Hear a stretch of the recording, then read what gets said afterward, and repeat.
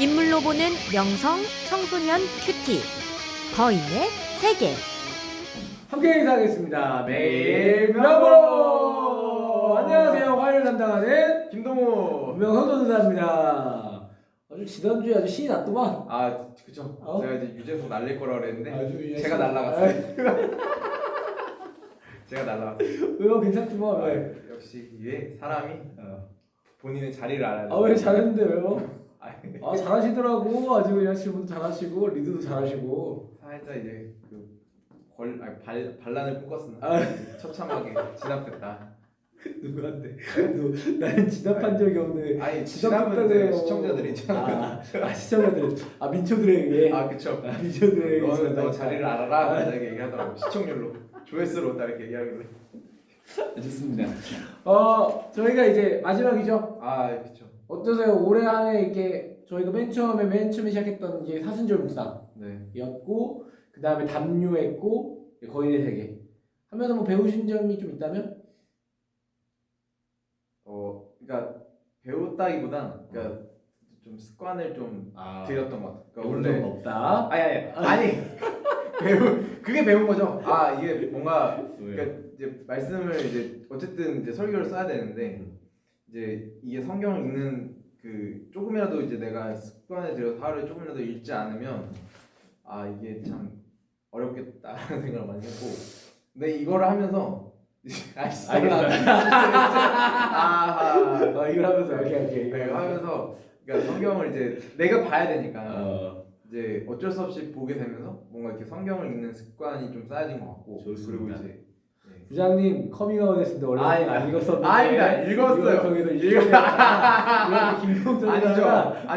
아니죠. 전혀 아닙니다. 읽었는데 네, 좋습니다. 오늘 그 담의 세계 핵심이네요. 네. 오늘 그 사도행전 9장 1절부터 19절까지 말씀이고요. 요거 내용만 간단히 설명해 주시죠. 뭐 이거는 뭐 사실 우리 친구들도 잘 잘 모른다니까. 얘네 잘 몰라요. 그러니까 이제 사울이 이제 대제사장에 가서 이제 그 증을 달라고 하죠. 뭔 증이요? 이제 내가 다메섹에 있는 애 잡으러 갈 테니까 그 증을 달라. 그래서 이제 그걸 잡고 이제 신나게 이제 다메섹으로 달려가는데 이제 거기서 예수님을 만나게 되죠. 그래서 이제 사울아 네가 어째 나를 핍박하느냐 이제 하시고 이제 사울이 누구냐라고 물어보니까 이제 나는 네가 핍박한 예수다라고 해서 예수님을 만나게 되는 그런 장면. 진짜 감격적인 장면 중에 하나인데 이렇게 무미건조하게 설명을 해주셔가지고 얼마나 또 팩트들이 쏙쏙 들어왔다. 스토리 라인들이 아주 쏙쏙 들어왔다 이런 말씀 드리고 싶고요. 요 얘기 가지고 어떤 이야기들을 친구들이랑 나누고 싶으신가요? 그러니까 제가 썼던 거는 이제 그런 거 같았어요. 그러니까 사울이 어떻게 보면 되게 예수님 믿는 사람들 입장에서는 사울은 벌 받아야 되는 사람이잖아요. 그렇죠. 나쁜 놈이죠. 그렇죠. 근데 예수님이 얘를 선택했단 말이에요. 내가 너를 사용할 거다라고 선택을 하셨는데 그게 어떻게 보면 그러니까 일반 사람들의 상식을 뒤집는 그런 예수님의 모습. 그래서 저를 좀 보게 됐는데 저도 옛날에는 예수님 핍박했습니다. 아니야. 그렇게 교회 안 다니고 막 이렇게 잘 이렇게 좀 교회 다니지만 좀 막 교회 가서 뒤에서 막 이렇게 좀 그런 노는 친구들. 누웠어요? 아니 그런 친구들을 바라봤을 때 이제 조금 제 안에 그런 정죄가 많았죠. 어떻게 쟤는 저럴 수 있지? 뭐 이랬는데 이제 그러면서 이제 그 친구들이 뭔가 변화받고 돌아오는 게 내심 좋았지만 또 한편으로는 이제 쟤네가 그럼 여태까지 지었던 그런 잘못들은 그러면 어떻게 되는 거지? 그런 생각도 많이 들었어요.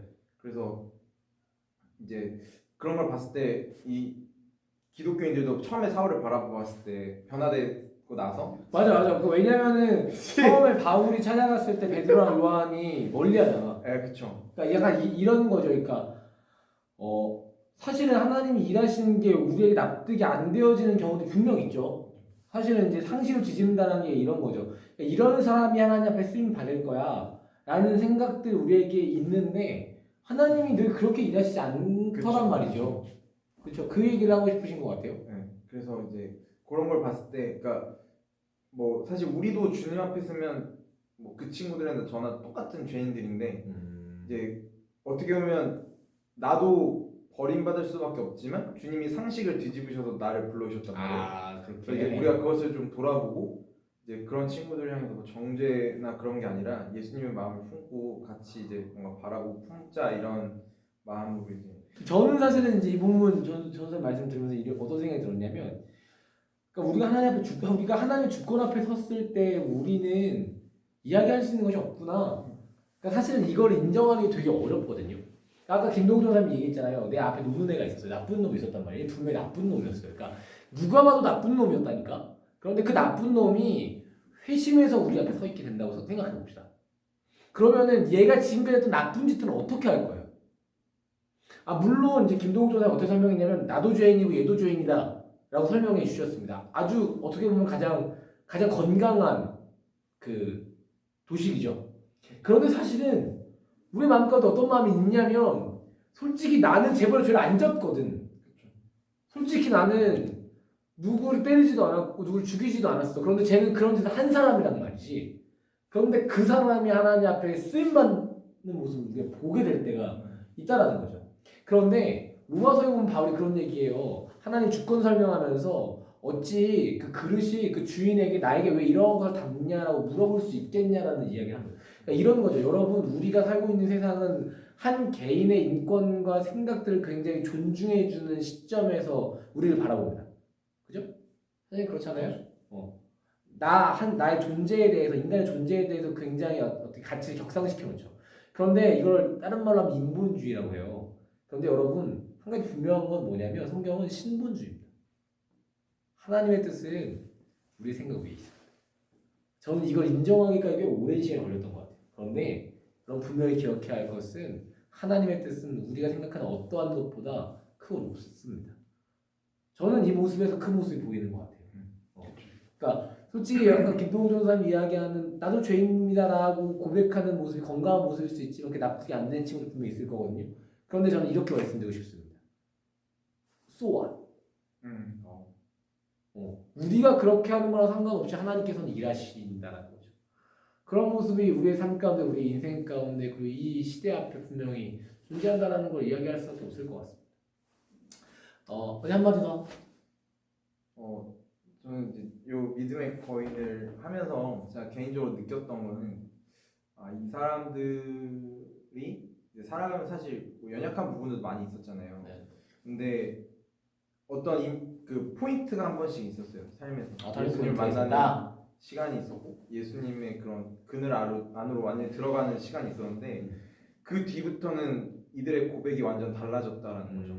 그러니까 상황에 상관없이 뭐 조건에 상관없이 마지막까지 그들은 일관된 고백을 했었는데 저는 이 믿음의 거인의 세계를 읽는 많은 친구들이 그러한 삶을 살았으면 좋겠다는 터닝 포인트가 있어. 네. 터닝 포인트 이후에는 하나님 앞에 온전한 삶을 살아가는 그러한 친구들이셨으면 좋겠다. 네. 좋습니다. 여러분, 그런 인생이 되시길 축복합니다. 오늘 하루 이 본문을, 이 말씀을 다시 한번 묵상하면서 바울을 바꾸셨던 그 하나님이 여러분의 삶을 찾아가 주셔서 여러분의 삶을 바꾸시는 귀하고 놀라운 은혜가 있었으면 좋겠습니다. 함께 인사할까요? 네. 매일 명고! 좋은 하루 되세요.